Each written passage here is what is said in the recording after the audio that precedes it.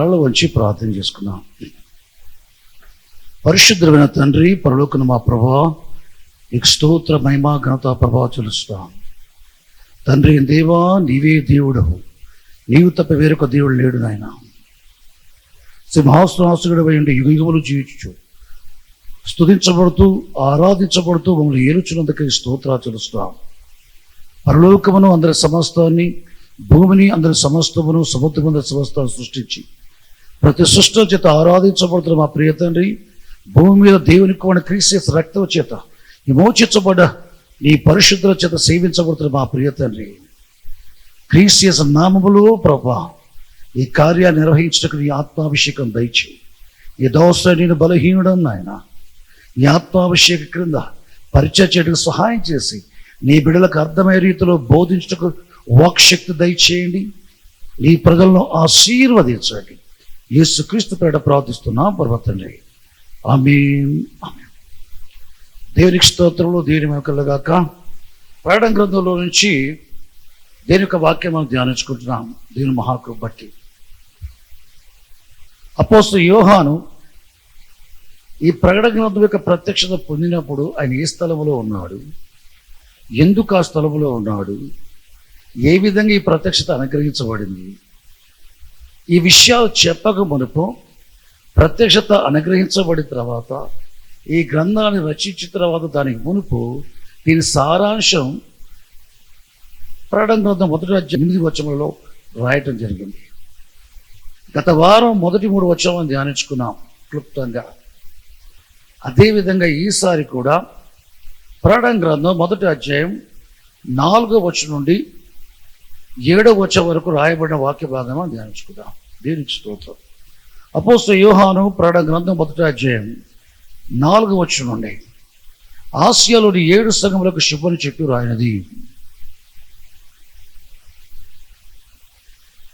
వర్తమాన భూత భవిష్యత్ కాలంలో ఉండు సర్వాధికారి దేవుని యుద్ధ నుండి, ఆయన ఎదుట ఉన్న 7 ఆత్మల యుద్ధ నుండి,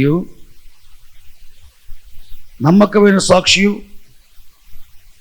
మృతుల్లో చాదు సంపత్తులు లేచిన వాడును, భూపతులకు అధిపతులైన యేసుక్రీస్తు వద్ద నుండి ఈ కృపయు సమాధానము కలుగును గాక అని చెప్పేసి ఆసియాలోని 7 సంఘముల వారికి శుభాన్ని తెలియజేశాడు. అనగా తండ్రి, కుమార, పరిశుద్ధాత్మల యొద్ద నుండి మీ కృపా సమాధానం కలుగును గాక అని చెప్పి 6వ వచనంలో ఈ విధంగా చెప్తున్నాడు, మనల్ని ప్రేమించుచు తన రక్తం వల్ల మన పాపం నుండి విడిపించిన వానికి మహిమయు ప్రభావమును యుగయుగములు కలుగును గాక.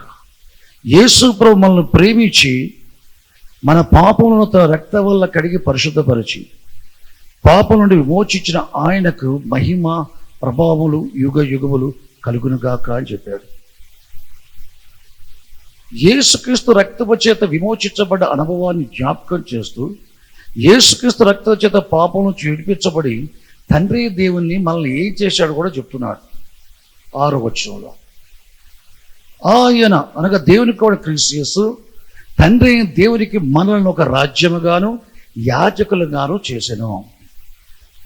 క్రీస్తునందున్న ఆశయాలను 7 సంఘాలకు రాస్తున్నాడు. సంఘం అనగా క్రీస్తునందు పరిశుద్ధపరచబడి పరిశుద్ధులుగా ఉంటకు పిలువబడ్డవారు సంఘం. అపోస్తల కార్యములు 20వ అధ్యాయం 25వ వచనంలో దేవుడు తన స్వరక్తమిచ్చి సంపాదించుకున్న సంఘము అంటాడు. యేసుక్రీస్తు రక్తంలో పాపాలు కడిగివేయబడ్డవారే, యేసుక్రీస్తు రక్తము చేత అంధకార సంబంధం అధికారం వచ్చి విమోచించబడ్డవారే, యేసుక్రీస్తు రక్తము చేత పరిశుద్ధపరచబడిన వారే సంఘము అని బైబిల్ చెప్తుంది. పిల్లరా, అట్టి ఆశయాలను 7 సంఘాలకు చెప్తూ ఏమంటున్నాడు, క్రీస్తు రక్తము చేత పాపం నుంచి విమోచించబడ్డ మనము సంఘమే, కానీ మరొక వైపు దేవునికి మనము రాజ్యమును యాజకులముగా చేయబడ్డాం ప్రభువు యేసుక్రీస్తు చేత అని చెప్తున్నాడు. చూడండి, దేనికి స్తోత్రం, దేని మహిమ కలుగుగాక. ఆనాడు 7 సంఘాలకు రాయబడ్డప్పటికి కూడా ప్రతి తరములో కూడా దేవుని కుమారుని క్రీస్తులో విశ్వాసం ఉంచి, అనగా ఈ లోకానికి శరదారే వచ్చి ప్రతి మనుషుని కొరకు శ్రమలో మరణ రుచి మృతులు తిరిగి లేచిన యేసు ప్రభు లోని విశ్వాసం వల్ల పాపక్షమాపణ పొంది రక్షించబడ్డ వ్యక్తులైన వారు ప్రతి తరములో ఉన్నవారు కూడా క్రీస్తు యొక్క సంఘమే, క్రీస్తునందున్న సంఘమే. సంఘం అనేది మరొక వైపు దేవునికి రాజ్యమును యాజకులై ఉన్నారు.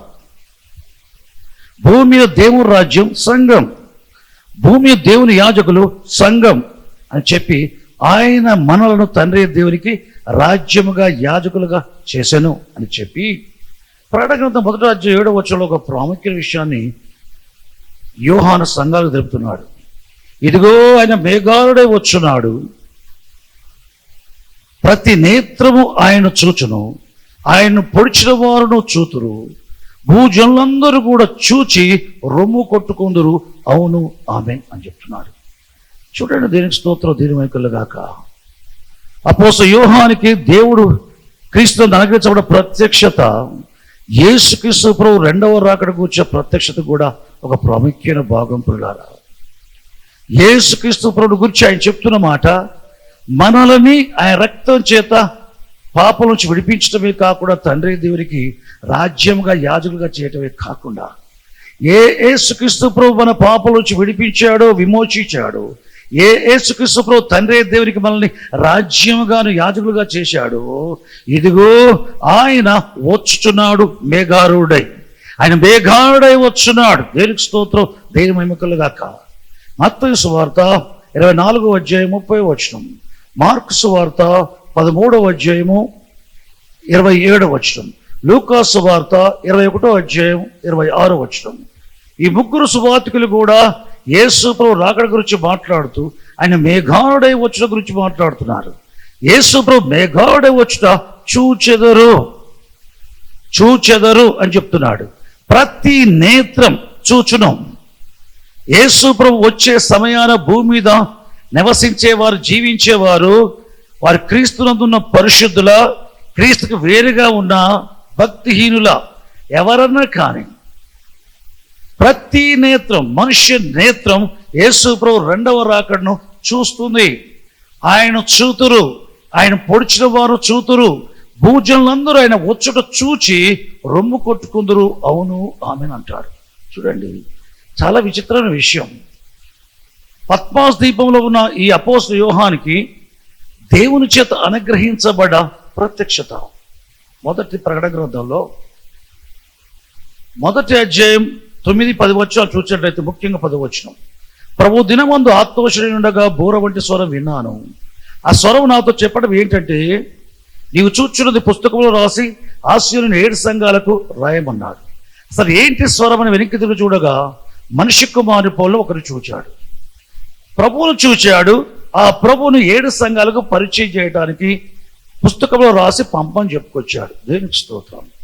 7 సంఘాలకు సందేశం యోహానుకు పంపించింది. ఆ ప్రత్యక్షత ఏ విధంగా కలిగిందంటే, ప్రభువు దినమందు ఆత్మవశుడై ఉండగా 7 సంఘాలకు సందేశం ఆయనకు అనుగ్రహించబడింది. దేవునికి స్తోత్రం.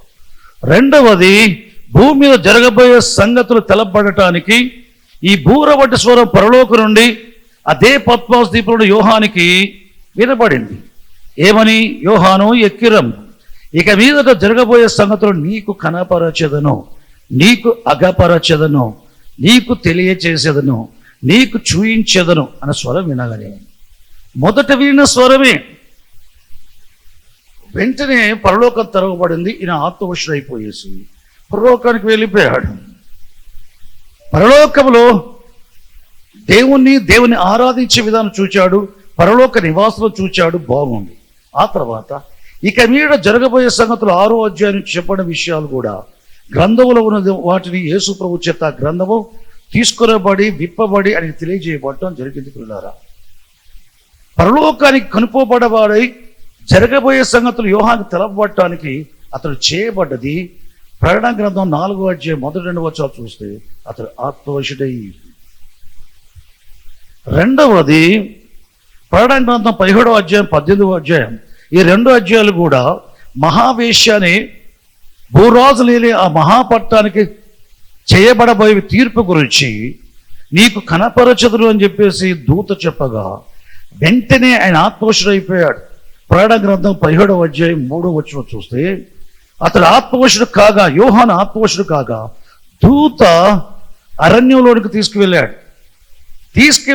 17వ అధ్యాయం 18వ ప్రకటన గ్రంథంలో బబులోనికి తీర్పు తీర్చు చూయించాడు. క్రూరముఖం అనే క్రీస్తు విరోధి, మహావేష స్త్రీని మోయించిన క్రూరముఖము, ఆ క్రూరముఖం మీద కూర్చొని ఉన్న ఆ మహావేషని మహాబవులోనికి చేయబడే తీర్పును యోహానికి దూత కనపరిచే మునుపు యోహాను ఏ స్థితిలో ఉన్నాడంటే ఆత్మవశుడై ఉన్నాడు. 4వది, అదే దూత అపోస్తలుడైన యోహానుతో ఈ విధంగా చెప్తున్నాడు. గొర్రెపిల్ల భార్యను అనగా పెళ్లి కుమార్తెను కనపరచదును అని చెప్పాడు. వెంటనే ప్రకటన గ్రంథం 21:9-10 ప్రకారం అపోస్తలుడైన యోహాను ఆత్మవశుడయ్యాడు. ఆత్మవశుడు యోహానుని ఎత్తైన పర్వతం మీదకి దూత తీసుకుని వెళ్ళటం జరిగింది.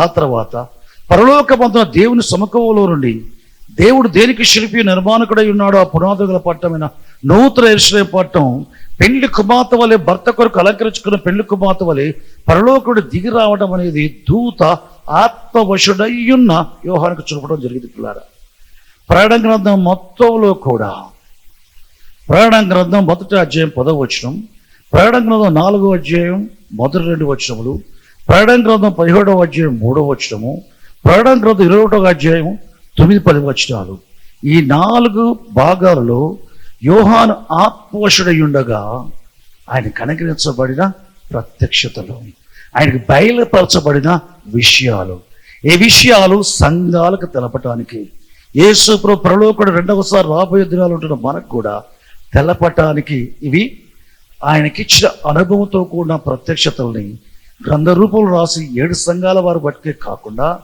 బైబిల్ అనే ఈ గ్రంథంలో చివరి గ్రంథంగా ఈ ప్రకటన గ్రంథాన్ని చేర్చడం జరిగింది. యుగాంతమందున మనకు కూడా యేసు ప్రభు గురించి రాకడ ప్రత్యక్షత కలగటానికి, ఎండ్ టైమ్స్ చివరి కడవరి దినాల గురించిన విషయాలు తెలపబడి క్రీస్తు యేసు యొక్క 2వ రాకడకు ఎదురు చూడటానికి గ్రంథ రూపంలో మనకు కలిగించబడింది. ఈ పరిశుద్ధ గ్రంథాన్ని బట్టి తండ్రి దేవునికి యేసుక్రీస్తు నామములో స్తోత్రములు, మహిమ ఘనత ప్రభావాలు కలుగునుగాక. రోజు పిల్లలారా, యేసు ప్రభు పరలోకం 2వసారి వచ్చే మునుపు భూమి మీద మనుషులు ఎదురు చూచేవారుగా ఉంటారు. ఒకే విషయమై ఎదురు చూచేవారుగా ఉండరు, కానీ 2 రకాలుగా మనుషులు ఉంటారు. పిల్లారా, క్రీస్తు యేసునందు పరిశుద్ధపరచబడిన వారే పరిశుద్ధాత్మ నింపబడి పరిశుద్ధాత్మ నడిపింపుతో భూమి మీద తమ జీవితాన్ని, ఆత్మసమైన జీవితాన్ని, శారీరకమైన జీవితాన్ని నిర్వహించుకునే పరిశుద్ధులు ఉన్నారే. మీరేం చేస్తారు తెలుసా?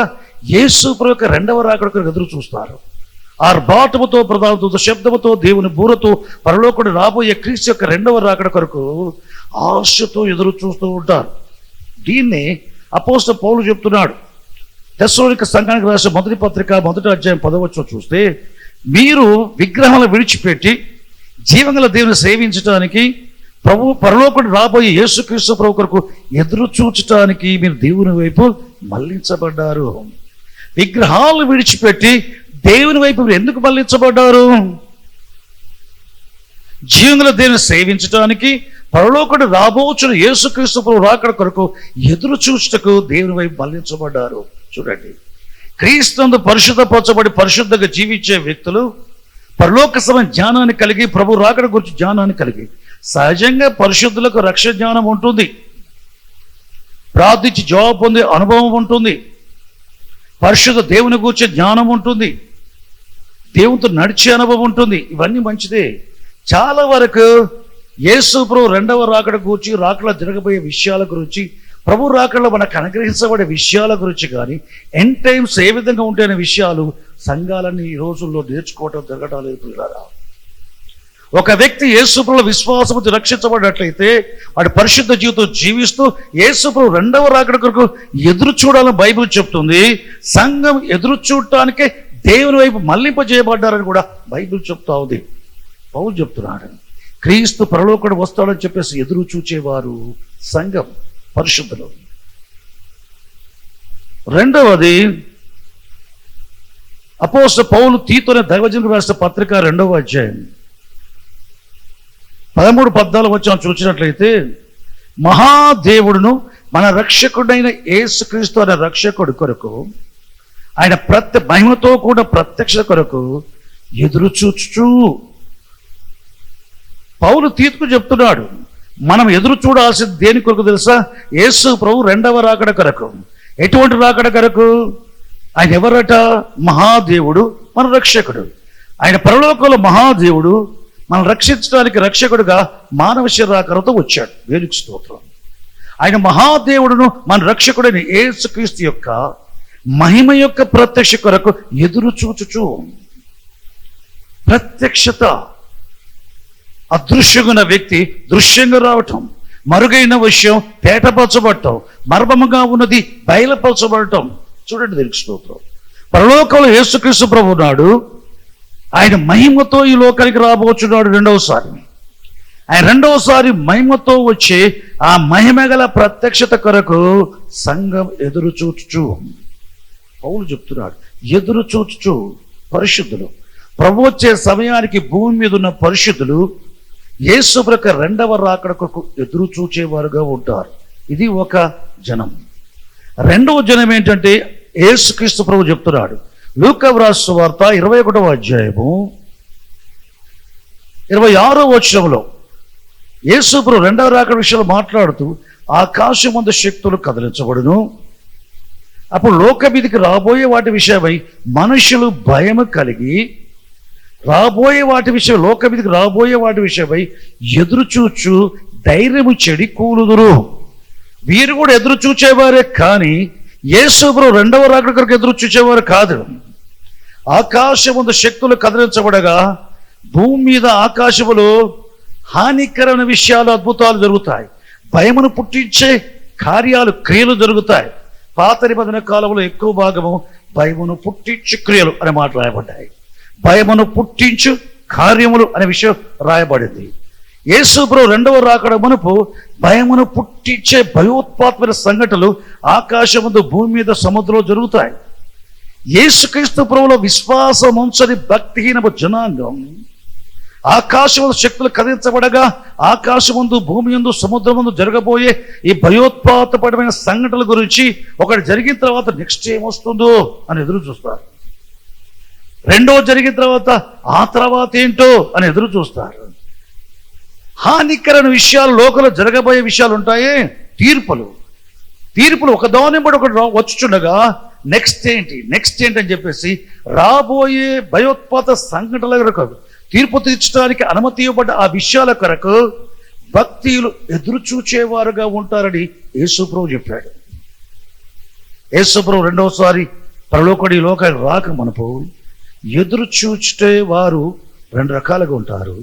ప్రభునందున్న వారు మహిమ యొక్క యేసు ప్రభు యొక్క ప్రత్యక్ష కొరకు ఎదురు చూస్తారు. ప్రభుకు వేరుగా జీవించేవారు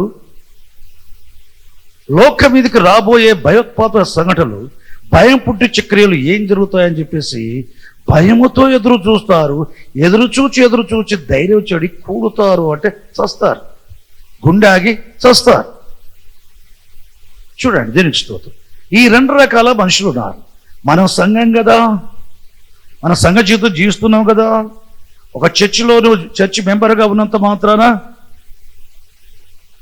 నువ్వు సంఘం అని అనబడటానికి వీల్లేదు.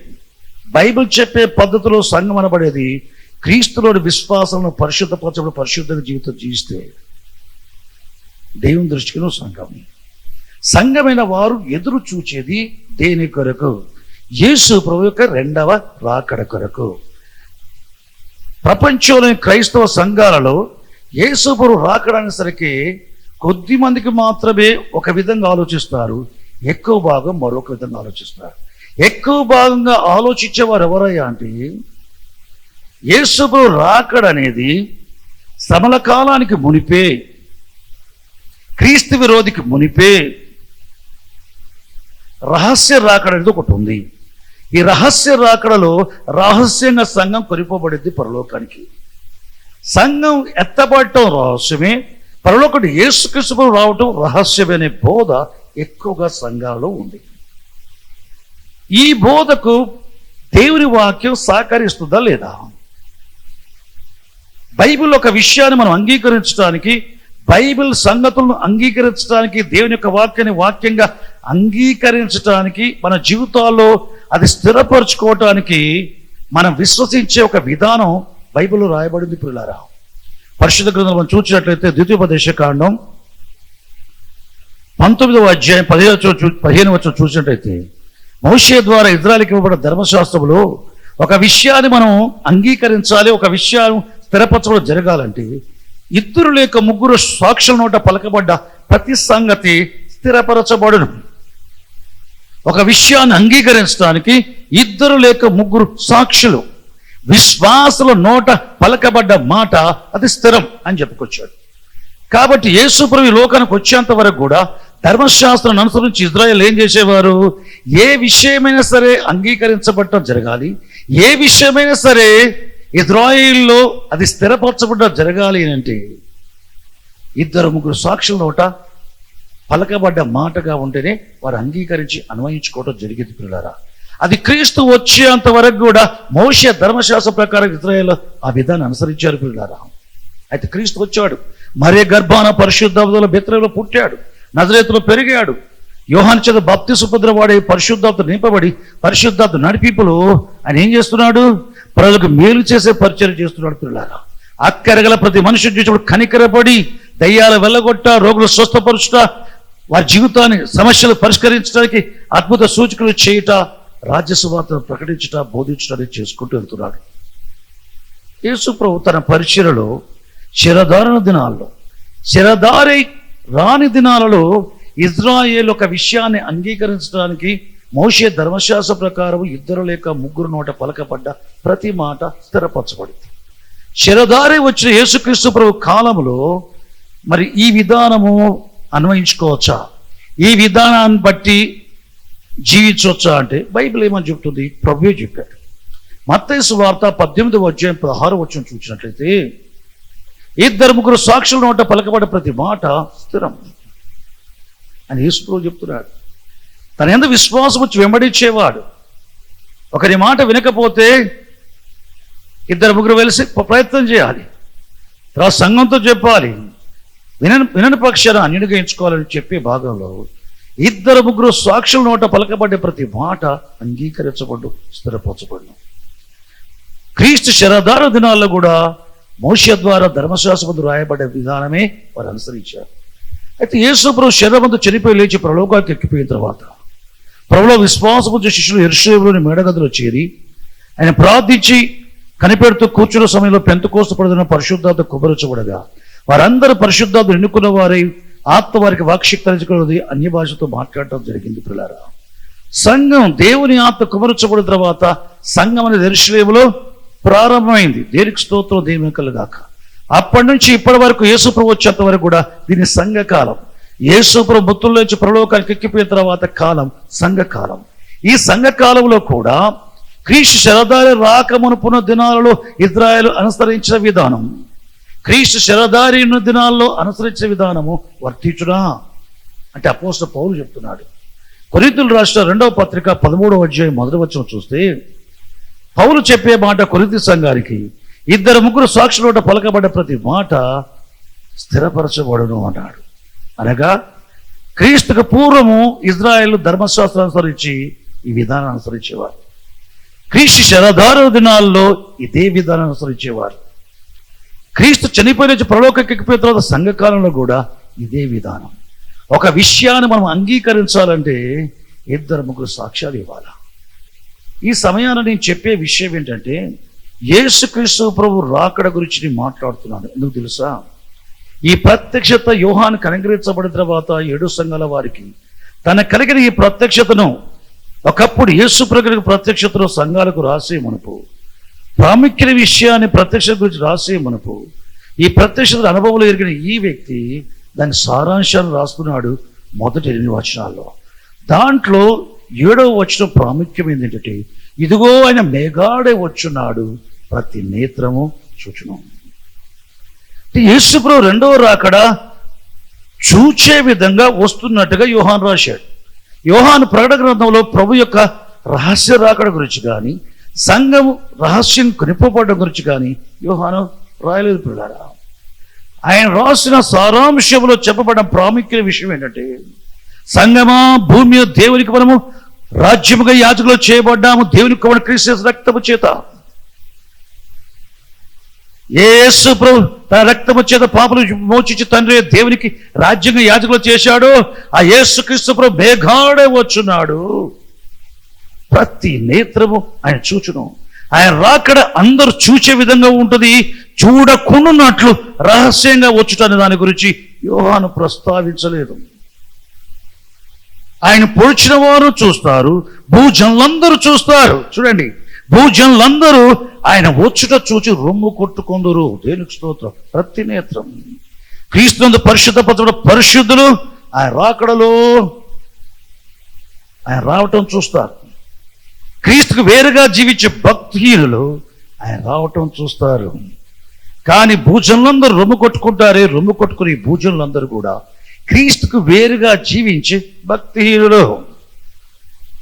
మహానందంతో ప్రభు రాకడకు ఎదురు చూచేవారు, ధైర్యంగా ప్రభు రాకడకు ఎదురు చూచేవారు ఎవరయ్యా అంటే, ప్రభు రాకడ బట్టి మహిమాయుక్తమైన ఆనందం గల వారై ఎదురు చూచేవారు ఎవరయ్యా అంటే క్రీస్తు నందున్న పరిశుద్ధులు. ప్రభు రాకడలో వారు భూజనులందరైన అవిశ్వాసులు రొమ్ము కొట్టుకున్నట్టుగా మీరు రొమ్ము కొట్టుకోవటం జరగదు. దేనికి స్తోత్రం. గమనించండి, ప్రభునందు సంగమా, యేసు ప్రభు రహస్యంగా వచ్చే రహస్య రాకడ గురించి బైబిల్ చెప్పటం లేదు. మనం ఆయన రహస్యంగా రాకడని చెప్పేసి నమ్మే జనాంగం క్రైస్తవులైన వారు అనేకులు ప్రపంచంలో ఉన్నారు. మనము యేసు ప్రభు ప్రత్యక్షంగా వచ్చే దాని కొరకు సంఘం ఎదురు చూడాలా, రహస్యంగా వచ్చే దాని గురించి ఎదురు చూడాలా? బైబిల్ ఏమని చెప్తా ఉంది? దేని గురించి చెప్తా ఉంది? యేసుక్రీస్తు ప్రభు అగపడేటట్టుగా కనపడేటట్టుగా వచ్చే ఆయన రాకడ కొరకు సంఘం ఎదురు చూడాలా? ఆయన ఎవరికి కనబడకుండా దొంగ వలె రహస్యంగా వచ్చే ఆ రహస్య రాకడకు ఎదురు చూడాలా? దేని కొరకు చూడాలన్నది, ఏ విషయాన్ని రెండిట్లో అంగీకరించాల్సినది ఇద్దరు ముగ్గురు సాక్షుల పలకబడ్డ మాటనే అది మనకు స్థిరపరచబడటం జరగాల. కాబట్టి కొత్త నిబంధన కాలంలో క్రీస్తు చనిపోయి లేచి పరలోకానికి ఎక్కిపోయిన తర్వాత సంఘకాలంలో, ముఖ్యంగా బైబిల్ రాయబడ్డ కాలంలో ఉన్న గొప్ప దైవజనుల్లో యేసుక్రీస్తు ప్రభు తర్వాత చెప్పుకునే గొప్ప వ్యక్తులు ఎవరయ్యా అంటే పేతురు, యోహాను, అపోస్తలుడు పౌలు. పౌలు పత్రికలు కొత్త నిబంధనలు చాలా ఉన్నాయి. ప్రకటన రాసి యోహాను 3 పత్రికలు రాశాడు, సువార్త రాశాడు. పేతురు 2 పత్రికలు రాశాడు. దేనికి స్తోత్రం. ఈ ముగ్గురు కూడా క్రీస్తు తర్వాతి వారు, సంఘకాలంలో దైవజనులు. ఈ ముగ్గురు పరిచయలో, వారి రాతల్లో కానీ వారి బోధనలో కానీ యేసు ప్రభు రెండవ రాకడ గురించి ప్రస్తావించారు, రాశారు. పిల్లగా ఉదాహరణకి యేసుక్రీస్తు ప్రభు రాకడ గురించి వారు మాట్లాడింది, పత్రికలు రాసింది ఎవరికి తెలుసా? క్రీస్తునందున్న సంఘాలకి. అవిశ్వాసకు రాయలేదు, క్రీస్తునందున్న సంఘాలకు రాశాడు. పేతురు కానీ, యోహాను కానీ, పౌలు కానీ. ఈ ముగ్గురు సాక్ష్యాలు ప్రభు రాకడ గురించి చూద్దాం.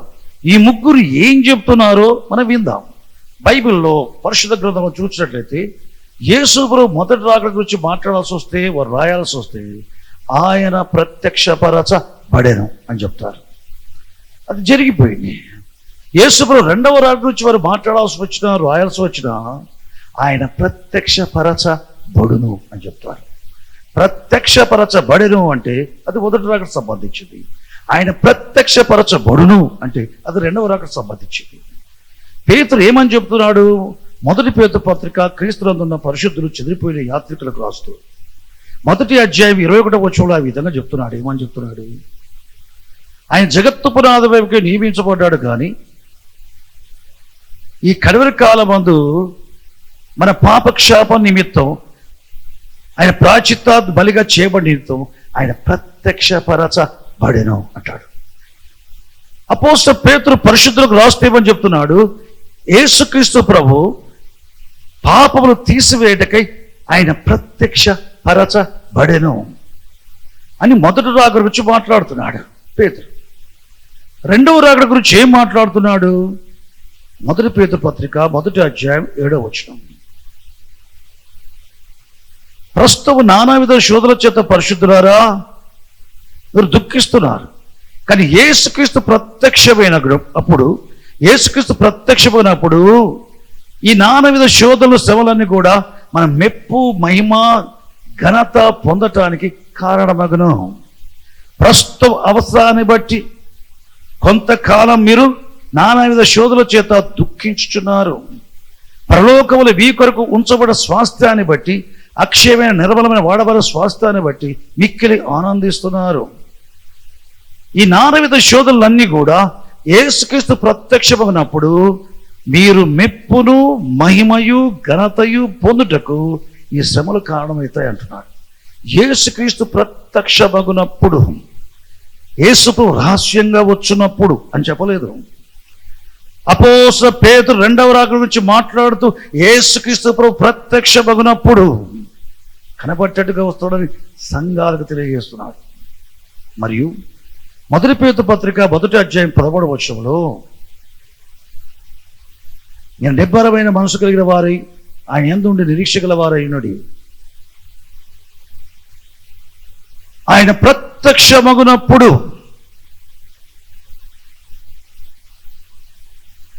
చూడండి, ఆయన ప్రత్యక్షమగునప్పుడు మీకు తేబడు కృప విషయమై సంపూర్ణ నిరీక్ష కలిగి ఉండుడి. చాలా మంది ఏం చెప్తారు, క్రీస్తుల విశ్వాసం వచ్చి రక్షణ పొందిన వారి విషయం అది కృపచేతనే రక్షించబడ్డామని చెప్పేసి, మనం కృపలో ఉన్నాం, అంత అయిపోయింది, ఎట్లయినా జీవించవచ్చు అంటారు. కృపచేతనే క్రీస్తుల విశ్వాసం ఉంచగలిగాం, కృపచేతనే మనం రక్షించబడటం జరిగింది. క్రీస్తును అంగీకరించినందున మనం కృపలో నిలిచి ఉన్నాం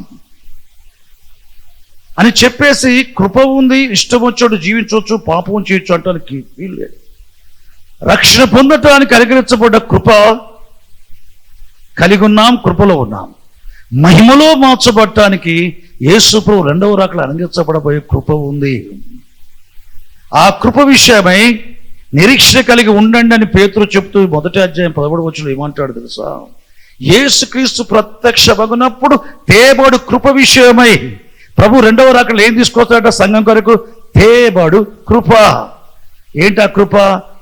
ఈ ప్రకృతి శరీరం మహిమలోకి మార్చబడింది, ఈ బలహీన శరీరం బలమైన శరీరంగా మార్చబడుతుంది, ఈ క్షయమైన శరీరము అక్షయమైన శరీరంగా మార్చబడుతుంది, ఈ పాప శరీరము పవిత్రమైన శరీరంగా మార్చబడుతుంది. వాడబారే ఈ శరీరము వాడబారనటువంటి శరీరంగా మార్చబడుతుంది. ఇది తేబడు కృప. క్రీస్తులోని విశ్వాసం వల్ల కృపచేత రక్షణ పొందింది ఆత్మ. యేసు ప్రభు 2వ రాకడలో ఆత్మరక్ష పొందిన వారికి ఆయన అనుగ్రహించేది ఏంటంటే తెలుసా? శరీరానికి మహిమ. దీని ఏమంటాడు పేతురు? తేబడు కృప.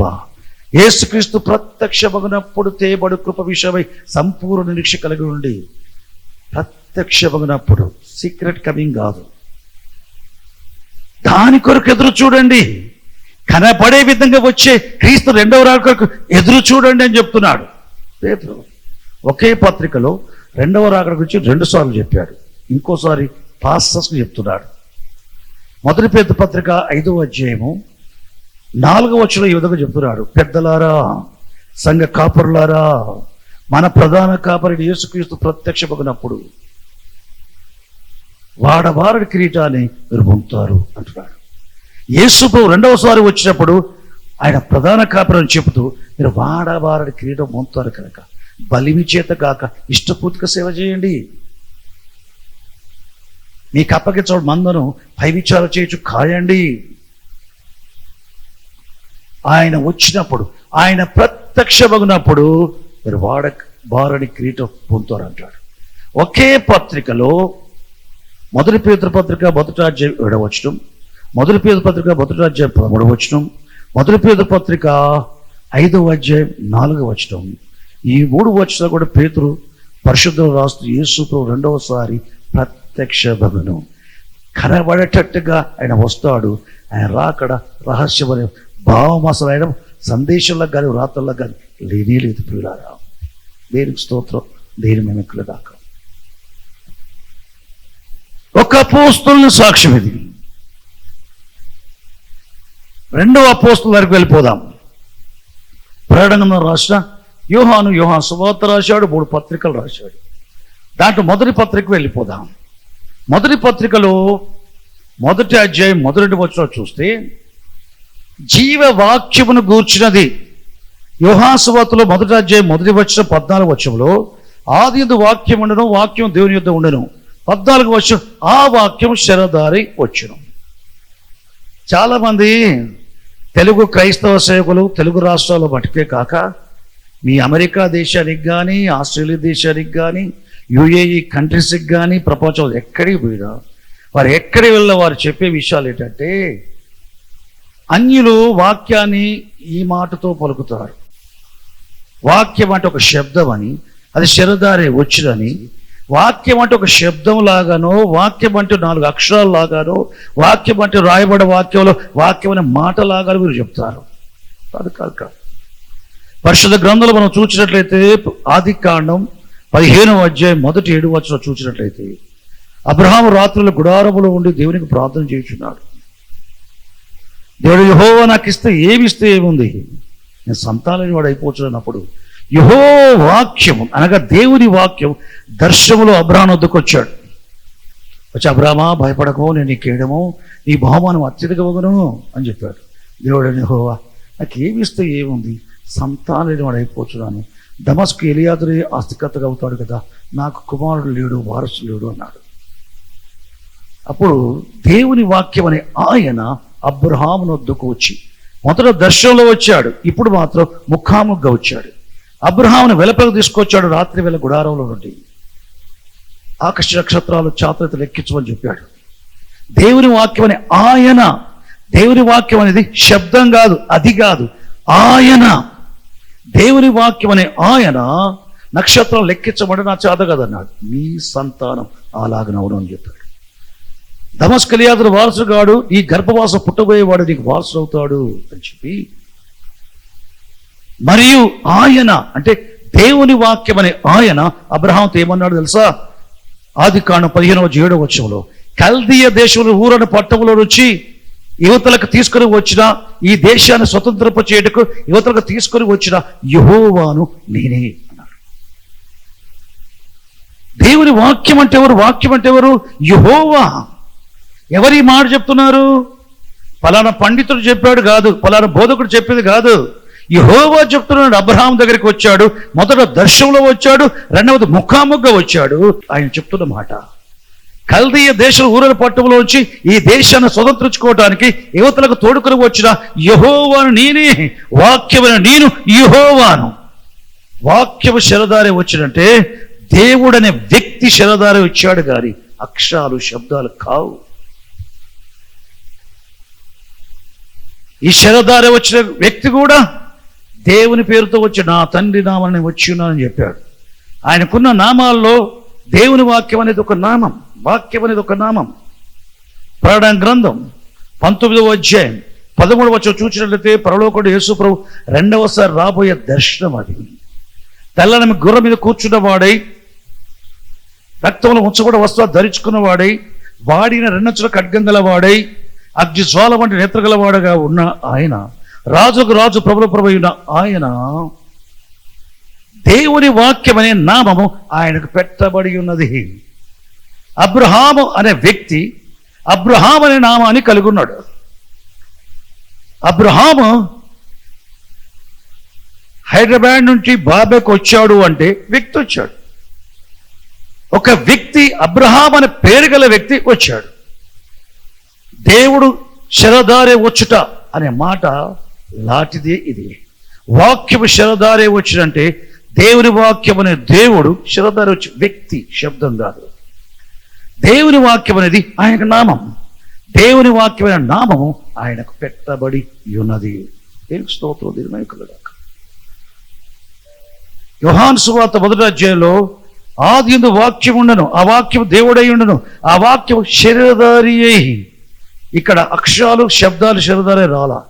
పరలోకుడు దేవుడి లోకానికి మానవ శరీరాకారంతో వచ్చాడు. ఇది యోహాను చెప్పాడు. అదే యోహాను పత్రికలో ఏమంటాడు? మొదటి పత్రిక, మొదటి యోహాను పత్రికలో 1వ అధ్యాయము 1-2 వచనాల్లో జీవ వాక్యమును గూర్చినది. యోహాను సువార్తలో చెప్పిన వాక్యమే ఇక్కడ జీవ వాక్యమును గూర్చని చెప్తూ, ఆది నుండి ఏది ఉండెనో, ఏది వాక్యం ఉండెను, ఆది నుండి ఏది ఉండేని మేము వింటిమో, దేన్ని మేము కనుగొంటుమో, దేన్ని మేము నిదానించి చూస్తామో, మా చేతులు దేని తాకి చూచెనో, ఆ జీవము ప్రత్యక్షమాయను. ఆ జీవం ప్రత్యక్షమాయను. దేవునికి స్తోత్రం. యేసు ప్రభు మొదటి రాకడ గురించి జీవవాక్యం అనే ఆ జీవము ప్రత్యక్షమాయను, తండ్రి యొద్ద నుండి మనకు ప్రత్యక్షమైన ఆ నిత్య జీవమును గూర్చి అంటాడు. తండ్రి యొద్ద నుండి మనకు ప్రత్యక్షమైన ఆ నిత్య జీవం యేసుక్రీస్తు ప్రభు శరీరధారి రావటం, జీవం ప్రత్యక్షమాయను, కనబడేటట్టుగా ఆయన వచ్చాడని చెప్తున్నాడు. ప్రత్యక్షమాయను అంటే అయిపోయిన సంగట మొదటి రాకడ. అదే యోహాను పత్రిక 2వ అధ్యాయం 28వ వచనంలో యోహాను ఈ విధంగా చెప్తున్నాడు, పిల్లలారా, ప్రభు ప్రత్యక్షమైనప్పుడు ఆయన రాకడలో ఆయన ఎదుట నిలబడటకు అర్హులంగా ఉండటానికి క్రీస్తునందు ఉందామంటాడు. సిగ్గుపడకుండా ఎదుట నిలబడటానికి ధైర్యం కలిగినట్లు ఆయన నిలిచియుండుడి అంటాడు. యేసుక్రీస్తు ప్రత్యక్షమగునప్పుడు ఆయన రాకడ యందు అంటాడు. యోహాను చెప్పే ఆ మొదటి యోహాను పత్రిక 2వ అధ్యాయం 20వ వచనంలో యేసుక్రీస్తు రాకడ గురించి మాట్లాడుతూ ఆయన ప్రత్యక్షమగునప్పుడు అంటాడు. అంటే అర్థం ఏంటి? ఆయన కనబట్టేట్టుగా వస్తాడు. రహస్య రాకడనే ఆలోచన పేతురులో కొంచెం కూడా లేదు, యోహానులో కొంచెం కూడా లేదు. అసలు బైబిల్లో ఉన్న ప్రవక్తల అపోస్తలకు కానీ యేసుక్రీస్తు ప్రభు రాబోయే యేసు ప్రభు కూడా రహస్యంగా వచ్చే విషయం వాళ్ళ తలంపులో ఏమాత్రము లేదది. అక్షరాల దేవునికి దేవుని ప్రజలకు శత్రువైన సాతానుడి కలిగిన ఆలోచన ఇది. సంఘం యొక్క ఆత్మీయ నేత్రాలు మూసాడు ఈ విషయంలో. సంఘం మోసపోతుంది, సేవకులు మోసపోతున్నారు ఈ విషయంలో. మొదటి సాక్ష్యం పేతురు అయితే రెండవ సాక్ష్యం అపోస్తలుడు యోహానుది. ఆయన చెప్పే మాట, ఆయన ప్రత్యక్షమాయను మొదటి రాకడ.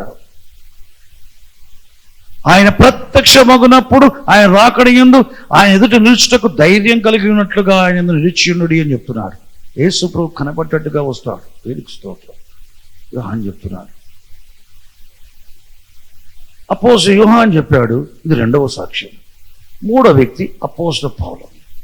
మొదటి తిమోతి పత్రిక 3వ అధ్యాయం 16వ వచనం చూస్తే ఆయన సశరీరుడుగా ప్రత్యక్షమైన కేజీవి కానీ ఎన్కేజీ వర్షంలో చూస్తే దేవుడు శరీరధారి వచ్చిన ఉంటుంది అక్కడ. చూడండి, ఆయన సశరీరుడుగా శరీరమందు ప్రత్యక్షమయ్యను, ఆత్మ విషయంలో నీతిమంతుడుగా తీర్చబడెను,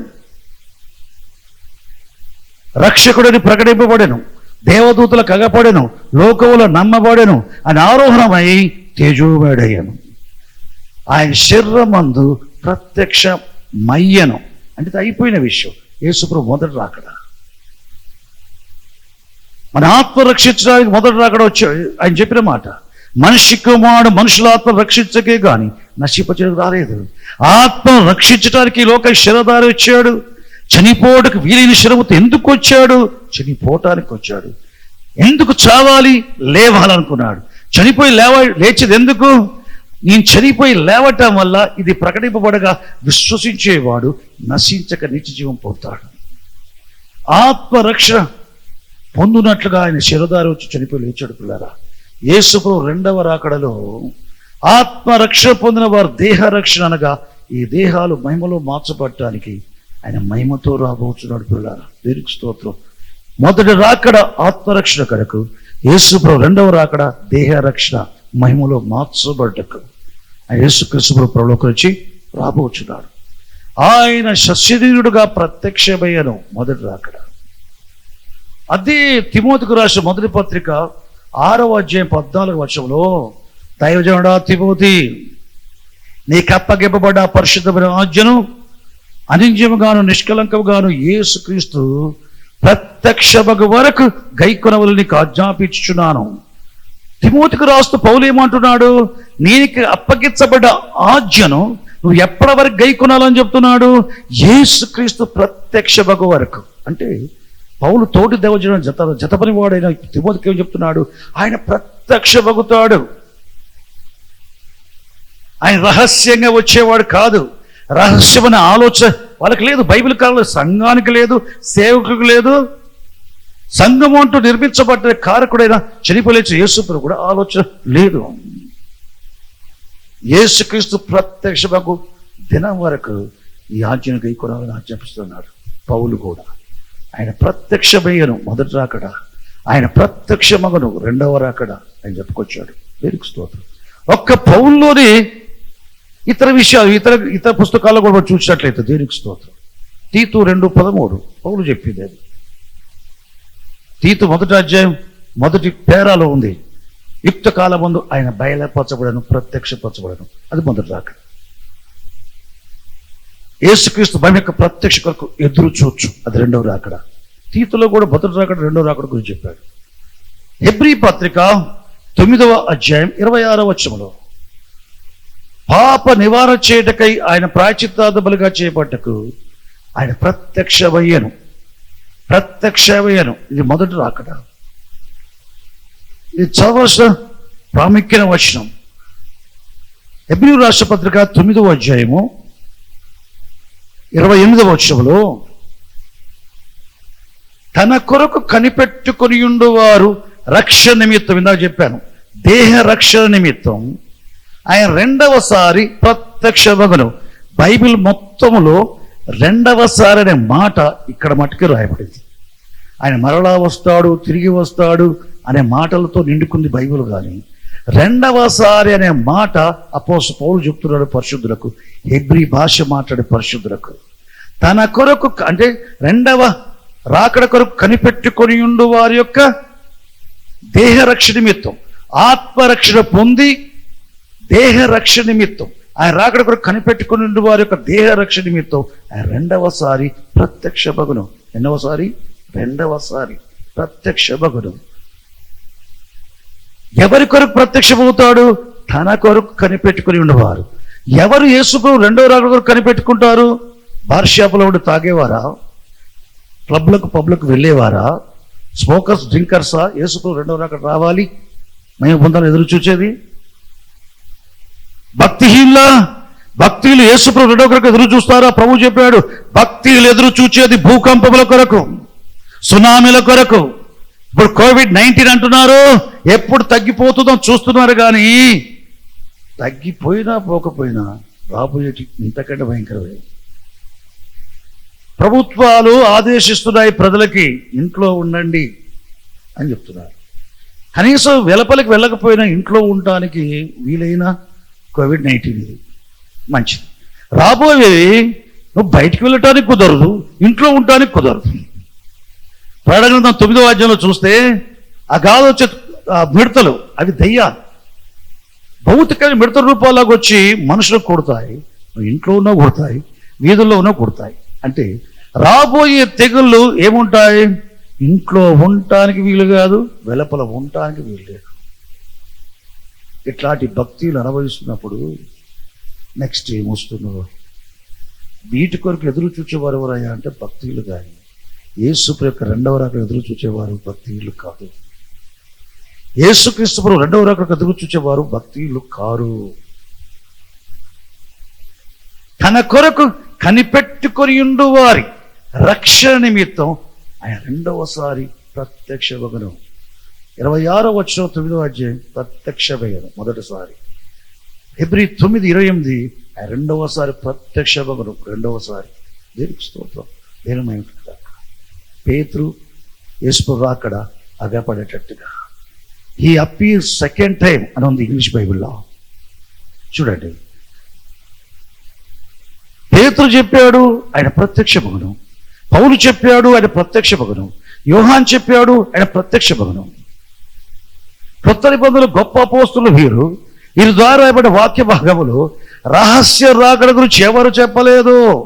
2-3 అపోస్తలుల నోట పలకబడ్డ మాట స్థిరపరచబడ సంఘాలలో, సేవకులలో ఎవరో ఒకరు చెప్పారని మరొకరు చెప్పడం ద్వారా ఇది వ్యాపించింది తప్ప రహస్య రాకడ మాట బైబిల్లో రహస్య రాకడ లేదు. యేసుక్రీస్తు ప్రభు బహిరంగంగా రాబోచున్నాడు. ఇదిగో ఆయన మేఘాడే రాబోచున్నాడు. ప్రతి నేత్రమైన చూచును అగపడేటట్టుగా, చూచేటట్టుగా, వీలుగా ఉండేట్టుగా రాబోచున్నాడు. రహస్య రాకడ లేదు. అందరూ చూచే విధంగా, భక్తి గల వారు, భక్తి లేని వారు అందరూ కూడా ఆయన రాకడ ఆయన చూచేవారుగా ఉంటారు. పిల్లారా, ప్రతి నేత్రము చూచును. రోజులందరూ ఆయన వచ్చి చూచి రొమ్ము కొట్టుకుంటారు. అవును, ఆమేన్ అంటున్నాడు. అవును, ఆమేన్. ఎంత నిశ్చయతతో కూడా మాటలు కూడా మన నమ్మకుండా ఉండి బైబిల్లో లేని వాటి సులువుగా నమ్మేస్తున్నారు ప్రజలు. అసలు ప్రభు నమ్మక, దేవుని వాక్యం నమ్మక ఒక జనం ఉంది, ప్రపంచమంతా భక్తి జనం, అవిశ్వాస జనాంగం. ప్రభు నమ్మామని చెప్పే సంఘాలలో కూడా, సేవకులలో కూడా ఆ నమ్మకం కూడా ఎట్లా ఉంటుంది? బైబిల్లో లేని వాటి సులువుగా నమ్ముతున్నారు, బైబిల్లో ఉన్న వాటి నమ్మటం లేదు. సంఘాలలో, బైబిల్లో ఉన్న సంఘాలలో ఉన్నవి నేటి సంఘాల్లో ఉండటం లేదు.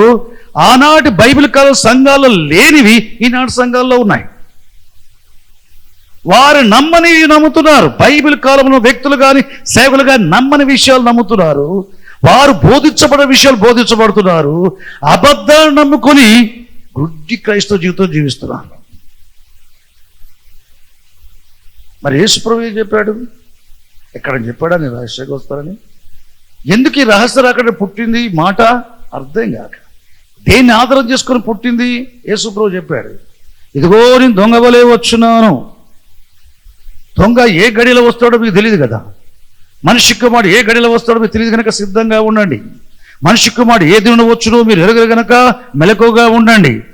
దొంగ సమయం ఇచ్చిరాడు, ఏ జామున ఆయన వచ్చునో.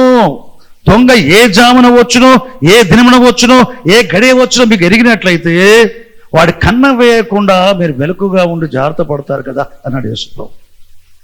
అటువలే మీరు మెలకుగా జాగ్రత్తగా ఉండండి. దొంగ సమయం ఇచ్చి ఎట్లా రాడు? మీకు టైం ఇచ్చి నేను రాను, సమయం చెప్పి రాను, ఏ దినాన వస్తానో మీకు చెప్పి రాను, ఏ గడియలో వస్తానో మీకు చెప్పి రాను, చెప్పకుండా వస్తాను అని చెప్పాడు. దీనికి ఇంకా క్లియర్గా బైబిల్ ఎక్కడ రాయబడింది? యేసుప్రభు చెప్తున్నాడు యోహాను ద్వారా ప్రకటన గ్రంథం 3వ అధ్యాయం 3-4 వచనాల్లో చూస్తే, ఇదిగో నీవు జాగరూకుడవై ఉండేలా, అంటే నువ్వు జాగ్రత్తగా ఉండేలా, మెలకుగా ఉండేలా నేను దొంగ వలె వచ్చేదను, ఏ గడియను నీ మీదికి వచ్చేదనో నీకు తెలియదు అన్నాడు. అంటే ఏ టైంలో నీ వస్తానో నీకు తెలియదు. దొంగ వలె వస్తానన్న మాటకు అర్థము రహస్యమైన మాట, దయ్యము తప్పుడుగా అర్థం చేసుకున్నట్టుగా నడిపించింది. యేసుప్రభు దొంగ వలె వస్తున్న మాట అర్థం, ఏ దినాన వస్తానో మీరు ఎరగరు, ఏ గడియ వస్తానో మీరు ఎరగరు, ఏ జామున దొంగ వస్తాడో మీరు తెలుసున్నాడు కదా, మీ ఇంటికి కన్నం వేయకుండా మీరు జాగ్రత్త పడతారు కదా అన్నాడు యేసుప్రభు. ఏ టైంలో వస్తాడో మీరు తెలియదు, ఏ టైంలో వస్తారో మీరు ఎరగరు దాన్ని చెప్పాడు. ఈ రహస్య రాకడ అనేది యేసుప్రభు మాటల్లోంచి చూద్దాం. యేసుప్రభు రహస్య రాకడ గురించి మాట్లాడాడు, కానీ ఆయన రాకడ గురించి మాట్లాడలేదు. రహస్య రాకడ, అబద్ధ క్రీస్తువ రాకడ, రహస్య రాకడ. కానీ సంఘం ఏం చేసింది? క్రైస్తవులు ఏం చేశారు? దొంగ క్రీస్తుల యొక్క రహస్య రాకడను యేసుప్రభు కంటగట్టారు. మత్తయి సువార్త 24వ అధ్యాయము 23వ వచనము 26వ వచనం చూస్తే, ఇదిగో ఆ దినాల్లో క్రీస్తు ఇక్కడున్నాడు అంటే నమ్మొద్దు, వెళ్ళొద్దు అన్నాడు. ఇదిగో క్రీస్తు అక్కడ ఉన్నాడు, నమ్మొద్దు అన్నాడు యేసుప్రభు. ఇక్కడ ఉన్నాడంటే అది రహస్య రాకడ, క్రీస్తు అక్కడ ఉన్నాడంటే రహస్య రాకడ. ఇంకా ఏం చెప్పాడు? మత్తయి సువార్త 24వ వచనంలో, ఇదిగో అరణ్యంలో ఉన్నాడు అని చెప్తే నమ్మకుడి, లోపల గదిలో ఉన్నాడు అని చెప్తే నమ్మకుడి. ఇవి రహస్య రాకడలు. అబద్ధ క్రీస్తులు వచ్చి ఏం చేస్తారట? వారు వచ్చి నేనే క్రీస్తు చెప్పుకునేవారు దాన్ని నమ్మేవారు చెప్తారు, క్రీస్తు వచ్చాడు మా ఇంట్లో ఉన్నాడు, లోపల గదిలో ఉన్నాడు అని చెప్తారు. క్రీస్తు వచ్చాడు సౌదీ అరేబియా అరణ్యంలో ఉన్నాడు అని చెప్తారు. ఇవన్నీ ఈ రహస్య రాకడలన్నీ కూడా యేసుప్రభు చెప్పాడు, అబద్ధ క్రీస్తుల గురించి చెప్పాడు. మరి తన రాకడ గురించి ఏం చెప్పాడు యేసుప్రభు? అదే మత్తయి సువార్త అబద్ధికుల యొక్క రాకడ రహస్యంగా ఉంటుందని చెప్పి ప్రభు చెప్తున్న తన రాకడ గురించి చూస్తే ఏం చెప్తున్నాడు? మత్తయి సువార్త 24వ అధ్యాయం 29 నుంచి 31వ వచనం చూస్తే, ముఖ్యంగా 30వ వచనం 29 నుంచి, సూర్యుడు చీకటిగా మారి చంద్రుడు రక్తవర్ణంగా మార్చబడిన తర్వాత, నక్షత్రాలు రాలట, ఆకాశపు శక్తులు కదిలించబడిన తర్వాత, అప్పుడు మనిషి కుమారుడు రాకడ సూచన ఆకాశమున కనబడును. అప్పుడు మనిషి కుమారుడు మహిమతోను ప్రభావంతోను మేఘారుడ వచ్చుట చూచెదరు అని చెప్పి ఏమన్నాడు? తూర్పున మెరుపు పుట్టి పడమటి వరకు ఏలాగు కనబడును అలాగే మనిషి కుమారుడు రాకడ ఉండను. ఎవరు చెప్పారు ఈ మాట? మనిషి కుమారుడే చెప్తున్నాడు. యేసు ప్రభువే తన రెండవ రాక గురించి మాట్లాడుతూ తూర్పున మెరుపు పుట్టి పడమ వరకు ఏలాగు కనబడను అదే విధంగా కనబడ్డట్టుగా మనిషి కుమారుడు రాకడ ఉండును అన్నాడు. ప్రభునందు ప్రియవారులారా, ప్రశ్నలు పంపించవచ్చు రెండవ రాకడ గురించి, ఎండ్ టైమ్స్ గురించి, ఎండ్ టైమ్ మెన్స్ గురించి. ఏ ప్రశ్న మీరు పంపించవచ్చు. బైబిల్ మొత్తంలో నుంచి ప్రకటన ఒకటిగా పంపించవచ్చు. ప్రతి సెషన్లో మీ ప్రశ్న జవాబులు మెసేజ్లోనే కవర్ చేస్తారు. దేవునికి స్తోత్రం, దేవునికి కలుగుగాక. ఇదిగో ఆయన మేఘాడే వచ్చున్నాడు, ప్రతి నేత్రము చూచున్నాడు, ఆయన పొడిచిన వారు చూచెదరు, భోజనులందరూ ఆయన వచ్చి చూచు రొమ్ము కొట్టుకొదురు. అవును ఆమె. దేవునికి స్తోత్రం, దేవునికి. నాకు తెలుసు మీలో ప్రశ్నలు రేకెత్తించబడ్డాయి. కాబట్టి మీరు ఏం చేస్తారు? రవీంద్ర గారికి మీ ప్రశ్నలు పంపించండి, ఆయన పంపుతాడు. నెక్స్ట్ సాటర్డే ఇదే సమయంలో ఇదే ప్రోగ్రాంలో ఇవ్వాల్సిన సందేశాన్ని ఇస్తూ ఆ సందేశంలోని మీ ప్రశ్న జవాబులు కూడా చెప్పడం జరిగింది. దేవునికి స్తోత్రం, దేవునికి దాకా. రౌండ్ ప్రేమలారా, యేసు ప్రభు రెండవసారి రాబోచున్నాడు కనబడేటట్టుగా.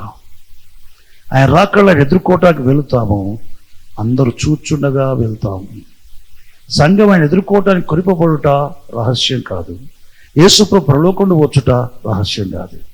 మనం వెళ్ళటం రహస్యం కాదు, ఆయన వచ్చుట రహస్యం కాదు. ఏలియా పోచుండగా ఎలీషా చూశాడు. యేసు ప్రభు ఒలివ కొండ నుంచి పోచుండగా శిష్యులు చూశారు. ప్రకటన 11వ అధ్యాయంలో చూస్తే ఇద్దరు ప్రవక్తలు చంపబడిన తర్వాత వారు 3.5 దినాల తర్వాత లేచి పరలోకానికి పోచుండగా భూలోకం అంతా చూస్తుంది. అందరూ చూచుండగా పోవడం జరిగింది. యేసు ప్రభు రాకడలో అందరు చూచుండగా వస్తాడు. ఆయన ఎదుర్కోవటానికి లోకంలోకి ఆహ్వానించడానికి సంఘం కూడా అందరు చూచుండగా వెళ్తారు. మత్తయి సువార్త 20వ అధ్యాయంలో బుద్ధి గల కన్యకలు, బుద్ధి లేని కన్యకలు ఉపమానం యేసు ప్రభు చెప్పాడు. పరలోక రాజ్యాన్ని పోలుస్తున్నాడు ప్రభువు. పరలోక రాజ్యం 10 మంది కన్యకలు పెండ్లి కుమారుని ఎదుర్కొని బయలు వెళ్ళిన 10 మంది కన్యకలు పోలి ఉన్నది. పెండ్లి కుమారుడు వచ్చుచుండగా ఎదుర్కొన వెళ్ళిన 10 మంది కన్యకలు పోలి ఉన్నది. దాంట్లో 5 బుద్ధి గలవారు, 5 బుద్ధి లేని వారు. ఆయన ఆలస్యం చేయక అందరు నిద్రపోతున్నారు. అర్ధరాత్రి వేళ ఇదిగో పెండ్లి కుమారుడు వచ్చుచున్నాడు, ఆయన ఎదుర్కొంటకు రండి. ఎదుర్కోవటానికి వెళ్ళేటప్పుడు లోకమంతా చూస్తుంది. ఆయన వచ్చుచుండగా లోకమంతా చూస్తుంది. ఆయన రాకడ చూచేటట్టుగా, మనం ఆయన కలుసుకోవటానికి వెళ్ళుట చూచేటట్టుగా ఆయన ఎదుర్కోవటానికి రండి అని చెప్పారు. సిద్ధపడి ఉన్న వారు ఎదుర్కొన్నారు, పెళ్లి విందుకు వెళ్ళారు. తలుపు వేయబడింది. సిద్ధంగా లేని బుద్ధి లేని కనికలు వచ్చి అయ్యా మాకు తలుపు తెరువు అన్నారు. చూడండి, తలుపు తెరవమంటే మీరెవరు నా తిరిగి అన్నారు. వాళ్ళకి సెకండ్ ఛాన్స్ లేదా? లేదు. సెకండ్ ఛాన్స్ లేదా? లేదు. యేసు ప్రభు వచ్చే సమయానికి రెప్పపాటు 1 నిమిషంలో మహిమలో మార్చబడ్డవాడే రామయుగ్రత తప్పించుకున్నవాడు, నిత్యాగ్రత తప్పించుకున్నవాడు, మహిమలో మార్చబడ్డవాడు. దేనికి స్తోత్రం. లూకా సువార్త 17వ అధ్యాయం 26వ వచనం నుండి 30వ వచనం చూస్తే, నో దినములలో ఏలాగుండనో మనిషి కుమారుడు రాకడ దినాలు ఆ విధంగా ఉండను. వారు తిరుచు, త్రాగుచు, పెళ్లి చేసుకోవచ్చు, పెళ్లికి వచ్చుండగా జలప్రలయం వచ్చి వారందరినీ నాశనం చేసను. జలప్రలయం వచ్చుట వారి ఎరగక ఉండేది. యేసు ప్రభు వచ్చుట ఎరగక అందరూ నాశనం చేయబడతారు. ఎవరు వారు? భక్తి. నో కుటుంబములో తప్ప ఎవరు కూడా మిగలలేదు. నో కుటుంబం ఓడలోనికి వెళ్ళినప్పుడు జలప్రలయం వారు అందరూ కొట్టుకొనిపోయింది. వారు కొట్టుకొని పోచుండగా నోహు తలుపు తెరువు అంటే ఒక ఛాన్స్ ఇవ్వటం జరగలేదు. సెకండ్ ఛాన్స్ ఆ రోజుల్లో లేదు. అలాగే మనిషి కుమారుడు దినాల్లో కూడా మహిమలో పాల్చబడ్డవాడు, నిత్య రక్షణ పొందాడు, రెండవ అవకాశం లేదు. లోతు దినాలు జరుగును. పొలం నాడచ్చు, దున్నుకోవచ్చు, పెళ్లికి ఇవ్వచ్చు, పెళ్లి చేసుకోవచ్చు, ఇల్లు కట్టుకోవచ్చు అని చెప్పుకొచ్చాడు. అగ్ని గంధకాల ఆకాశం వచ్చి వారు దహించి వేసను, అందరూ నాశనమైరి. అంటే తర్వాత అగ్ని కురుస్తా ఉంటే నన్ను రక్షించి ప్రభు అంటే వాళ్ళకి సెకండ్ ఛాన్స్ ఇచ్చాడా? లేదు. నో కాలంలో ఎవరికి రెండవ అవకాశం ఇవ్వలేదు రక్షణ పొందటానికి. లోతు కాలంలో ఎవరికి రెండవ అవకాశం ఇవ్వలేదు రక్షణ పొందటానికి. యేసు ప్రభు వచ్చిన తర్వాత సంఘం మనలో మార్చుకున్న తర్వాత తనతో ఉండటానికి సంఘం ఆయనతో కలపబడిన తర్వాత విడవబడ్డ వారికి రెండో అవకాశం ఉండదు. ఇద్దరు స్త్రీలు విసురుచుద్దరు, ఒకటి కొనిపోబడును కనబడేటట్టుగా, ఒకటి విడవబడును. పోచిన స్త్రీని విడవబడే స్త్రీ చూస్తుంది. ఇద్దరు పొలంలో ఉందరు, ఒకరు కొనిపోబడును, ఒకరు విడవబడును. ఇద్దరు ఒక మంచంపై ఉంటారు, ఒకరు కొనిపోబడును, ఒకరు విడవబడును. వీరికి స్తోత్రం. విడవబడ వారికి రెండో అవకాశం కూడా లేదు. సిద్ధపడి ఉన్నవారు ఆయనతో పాటు పెళ్లి విందుకు వెళ్ళిరి. సిద్ధపడిన వారు తలుపులు వేయబడిన తర్వాత వచ్చి, అయ్యా మాకు తలుపు అంటే మీరు ఎవరుడో తెలియదు. ఓడకు తలుపు వేసిన తర్వాత మిగతా వారు నీళ్ళలో మురుగుతూ ఉంటే వారి కొరకు రెండవసారి తలుపు తెరవబడ. రెండో అవకాశం లేదు. మార్పు చెందిన వారు యేసులో విశ్వాసం వచ్చి ఈ పాపాలు ఒప్పుకొని పాపక్షాపణ పొందండి, మారు మనసుకు తగినట్లుగా పరిశుద్ధ జీవితం జీవించండి, దేవుని సేవించండి. వ్యక్తిగతంగా కుటుంబాలుగా అనుదినం ఆయనతో సహవాసం చేస్తూ ఆయన సన్నిధిలో ఆనందించండి. పాపము జోలికి పోకుండా పరిశుద్ధంగా జీవిస్తూ ప్రభువు రాకడకు ఎదురు చూచూ ఉండండి. ప్రభువు రాకడకు ఎదురు చూచే అనుభవం చివరిగా లేకపోతే లోక మీదకి రాబోయే భయోత్పాత సంఘటన కొరకు ఎదురు చూస్తూ ధైర్యం చెడి కూలుతారు భక్తులు. ఈ లోకంలో యేసుకు రాకడ వరకు రెండు రకాల మనుషులు ఉంటారు. లోక మీద రాబోయే వాటి విషయమై డైలీ న్యూస్, అది పేపర్ న్యూస్ కానివ్వండి, ఎలక్ట్రానిక్ మీడియా న్యూస్ కానివ్వండి, డైలీ న్యూస్ని బట్టి ఏం జరుగుతుంది, ఏ స్టేట్లో ఎంతమంది COVID-19, ఎంతమంది చచ్చారు, ఎంతమంది వ్యాధిగ్రస్తులు అయ్యారు, ఏ కంట్రీలో ఎక్కువగా ఉంది, ఏ రాష్ట్రంలో ఎక్కువగా ఉంది. ఈ ధైర్యం చెడిపోతే ఈ దానికి ఇంకా అనేకలు రాబోతున్నాయి. ఇవి చెప్పుకుంటూ వీటి గురించి ఏదో వస్తుందని ఎదురు చూసుకుంటూ చూస్తారు. రక్షించబడ్డ మనం దీని మహాకృప బట్టి ఆయన రెండవ రాకకు ఎదురు చూస్తూ ఉంటాం. ఆయన అగపట్టేట్టుగా వస్తాడు. అగపడేటట్టుగా అందరికి అగపట్టుగా ఎదుర్కొంటూ పోతాం. సదాకాలం మనం పోతూ ఉంటాం. అట్టి కృప తండ్రి దేవుడు క్రీస్తు యేసుతో మనకు అందరికీ అనుగ్రహించును గాక. ఆమేన్. ప్రార్థన చేసుకుందాం. పరిశుద్ధమైన తండ్రి, పరలోకపు మా ప్రభువా, నీకు స్తుతి స్తోత్ర మహిమ ఘనత ప్రభావం చెల్లిస్తున్నాం. మంచి దేవుడు, మహాదేవుడు, నీవు మాత్రమే దేవుడు. నీవు తప్ప వేరొక దేవుడు లేడు నాయనా. నీకు స్తోత్రాలు చెల్లిస్తున్నాం. యేసుక్రీస్తు ద్వారా సమాధానపరుచుకున్నాం. యేసుక్రీస్తు ప్రభు ద్వారా నీ కుమార స్వీకరించావు. నీకు స్తోత్రాలు చెల్లిస్తున్నాం. నీ కనుదృష్టి మాపై నిలిపి మేలుకలుగట్టుగా బోధించావు. మా తనకి స్తోత్రాలు చెల్లిస్తున్నాం. రాకడ జ్ఞానం కలగాలి, రక్షణ జ్ఞానం తెలిసినట్టుగా, పరిశుద్ధాత్మ జ్ఞానం గురించి తెలిసినట్టుగా, త్రిత్వాన్ని గూర్చి జ్ఞానం కలిగినట్టుగా, తండ్రి క్రీస్తు యేసు రెండవ రాకడ గురించి జ్ఞానం కలిగినట్టుగా ప్రత్యక్షతతో కూడా సందేశాలు మాకు ఇచ్చినందుకు స్తోత్రాలు చెల్లిస్తున్నాం. ప్రార్థనలు ఏకమిస్తే ప్రతి బిడ్డపై నీ చేతులు ఉంచండి. నీవిచ్చే సమాధానం దయచేయి, పరిశుద్ధాత్మ ఆనందం దయచేయి, శరీరంలో ఆరోగ్యం దయచేయి. దేని గురించి నిరుత్సాహం లేకుండా దేవుని వాగ్దానాలు బట్టి, దేవుని ఆత్మను బట్టి ప్రోత్సాహపరచు. కుటుంబ సమేతంగానే రాకను అపేక్షించిన సహాయం చేయండి ప్రభు. యేసుక్రీస్తు నామములో దేవుని వాక్యమని ప్రార్థనలు ఏకమిస్తే ప్రతి బిడ్డను, వారి కుటుంబాన్ని ఆత్మయందును ఐక్య విషయాల యందును ఆశీర్వదించండి. ఇక మహిమ ఘనత ప్రభావం చెల్లిస్తూ యేసుక్రీస్తు పేట ప్రార్థిస్తున్నాం పరమ తండ్రి. ఆమేన్. ఆమేన్. సువార్త సమయం, కృపకాల సందేశం, ఆ యేసు వాక్యం విశ్వాసికి నవజీవ